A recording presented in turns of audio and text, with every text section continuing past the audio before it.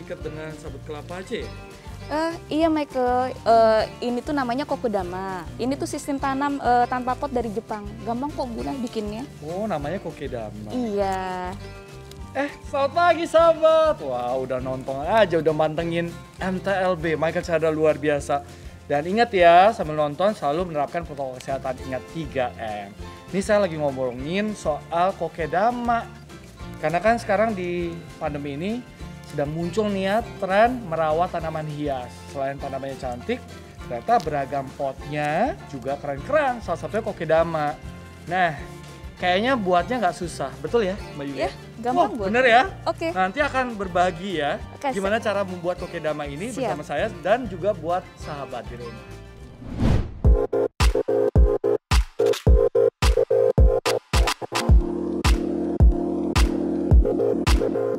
Si bulat yang menyegarkan mata. Inilah kesan pertama saat melihat keunikan kokedama, metode tanam asal Jepang yang menggunakan media sabut kelapa sebagai pengganti pot. Tanaman dengan teknik kokedama juga dekoratif mempercantik ruangan, seperti yang dilakukan oleh Yulia, si penggiat kokedama. Agar makin cantik, perempuan asal Jakarta kelahiran 20 Juni 1982 ini menambahkan beberapa kreasi pada kokedama. Mulai dari rotan sintetis, tali goni, hingga gantungan makrame. Karena keunikan kokedama inilah, Yulia kerap diundang untuk berpameran dan memberikan pelatihan kokedama.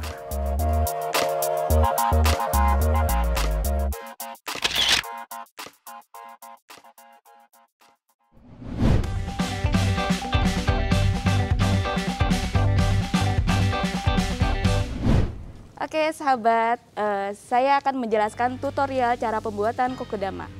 Bahan-bahan yang akan kita gunakan adalah yang pertama tanaman yang akan kita buat kokedama, media tanam kita menggunakan kokopit, serabut kelapa untuk membungkus kokedamanya,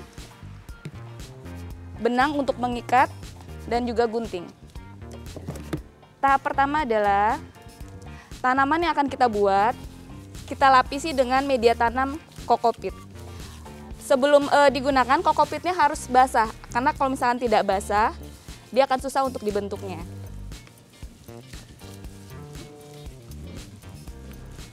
Oke, kita gunakan media tanam secukupnya sampai akarnya tertutup.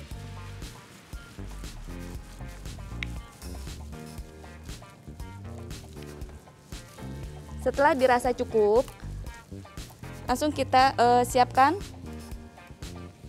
serabut kelapa untuk membungkusnya. Kita letakkan serabut kelapa di bawah. Setelah itu, tanaman yang sudah dilapisi dengan media tanam kita tutup sampai media tanamnya semuanya tertutup. Seperti ini.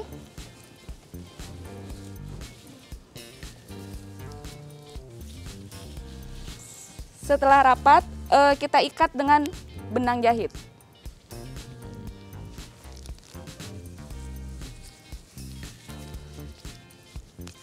Kita lilit terus sampai serabut kelapanya semua terikat.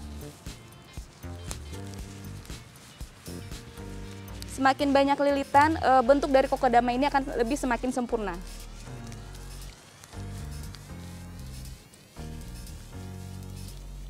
Dililit terus sampai serabut kelapanya ini merekat, sambil kita bentuk-bentuk supaya bentuknya bulat seperti bola. Kalau benangnya putus, nggak usah khawatir, langsung diikat aja, dia akan otomatis mengikat sendiri. Kalau dirasa sudah cukup bulat bentuknya, sudah bisa diikat. Tara, cukup mudah kan buatnya? Wow, ternyata mudah ya sahabat ya. Walaupun awalnya tadi saya bilang, itu bisa ya jadi bulat, akhirnya bisa ya. Bisa, dengan gampang kesabaran kan? ya. Betul. Tapi tadi saya sempat ya, waktu Mbak Yulia kasih tutorial, saya sempat search nih. Iya. Kokedama ini kan dari Jepang tuh menggunakan asalnya tuh berasal dari lumut kan ya. Betul. Nah ini ide sendiri menggunakan sabut kelapa atau gimana nih? Enggak sih, sebenarnya sebelum saya sudah ada yang menggunakan membuat kokedama menggunakan serabut kelapa. Kenapa di Indonesia memakai serabut kelapa? Karena lebih mudah ditemukan Oh, gitu. itu. Nah, kalau untuk yang lumutnya sendiri apa perbedaan nih dengan yang sabut kelapa sama yang lumut gitu kokedamanya? Bedanya itu hanya Oh, kalau ini nih kokedama yang Ya, lumut nih. ini contohnya. Oke. Oke. Ini contohnya ya. ya Ini ya, perbedaannya apa? bedanya kalau misalkan lumut dia itu kan butuh udara yang lembab ya gitu. Sedangkan kita apalagi di Jakarta ya, itu kan udaranya agak panas. Jadi kalau misalkan menggunakan lumut kita harus lebih sering-sering disemprot supaya dia lembab terus gitu. Nah, kalau sabut kelapa? Kalau serabut kelapa itu dia lebih mudah untuk treatmentnya. Jadi kita cukup dicelupkan di dalam air sampai dia menyerap dan itu tidak perlu setiap hari. Oh, gitu ya. Kalau yang lumut ini emang mesti jaga kelembapannya. Betul. Nah, Mbak Yulia penasaran aja kalau jenis tanaman apa yang bisa menggunakan teknik kokedama ini?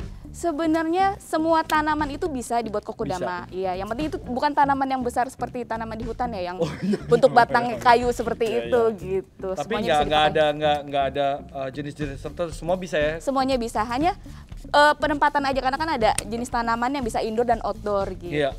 Nah, sebenarnya juga sahabat di rumah dari tadi ngeliat, wah gampang banget, tapi manfaatnya apa sih dengan menggunakan teknik kokedama ini? Selain bentuknya yang imut gitu kan ya, untuk mempercantik ruangan, perawatannya juga mudah. Lalu perawatannya seperti apa sih kalau dengan tanaman-tanaman dengan teknik kokedama ini? Oke, saya akan mencontohkan cara perawatannya ya. Iya. Karena keunggulan dari kokedama itu sendiri, itu salah satunya adalah perawatannya itu mudah. Jadi dia cukup siapkan air di dalam wadah, bisa gunakan baskom atau ember kecil gitu ya, isi air, cukup dicelupkan seperti ini aja. Sampai terendam. Ini ya. Sehari sampai terendam si media tanam ini sampai terendam, sampai dia menyerap. Setelah dipegang itu berat, berarti airnya sudah menyerap, udah. Gitu ya. Cukup ditiriskan sebentar, udah bisa diletakkan. Kita taruh di atas meja atau kita gantung. Seperti atau kita itu. kasih seperti ini ya? Ya, dikasih tatakan yang Alas, cantik ya, seperti itu. Udah semudah itu, Mbak? Iya, simple banget, Mike. Dan ini dilakukannya berapa hari sekali atau berapa minggu sekali?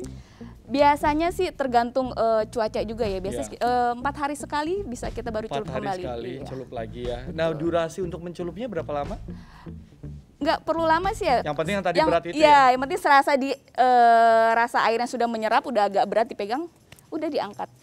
Wah, oke. Semudah itu ya sahabat di rumah ya. Tapi kalau dilihat-lihat ya, kokedama ini ternyata juga kalau kita mau ngasih buat orang sebagai hampers bisa ya? Bisa.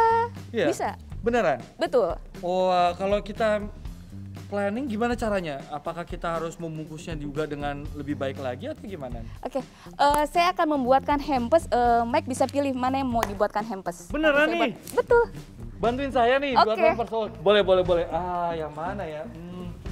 Yang ini aja deh. Ini kayaknya, wah bunganya cakep nih. Nah, itu bagus. Jadi untuk hampersnya tuh hampers. cocok ya kalau ada 2 ya. Oke. Wah rame ntar rumah teman saya nih. Saya akan siapkan keranjang yang udah saya buat. Iya. Boleh. Oke, cara.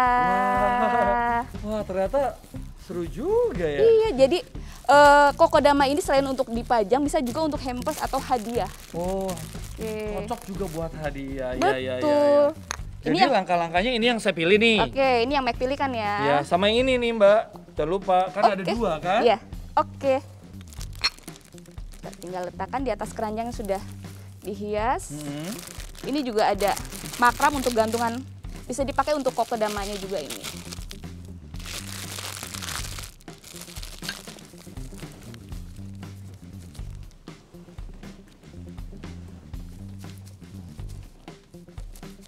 Tara. Udah Jadi nih. kan? Wah, coba kita kasih lihat ke sahabat di rumah, ini dia nih. Wah keren ya, hampers buat sahabat saya berkat bantuan dari Mbak Yulia. Ini menjadi ide menarik, selain unik hampersnya, tapi go green, ramah lingkungan ya. Nah habis ini kita akan hadirkan bagaimana bertanam dengan menggunakan pot terrarium. Penasaran? Jangan kemana-mana, habis ini ya. Makasih ya Mbak Yulia. Sama-sama.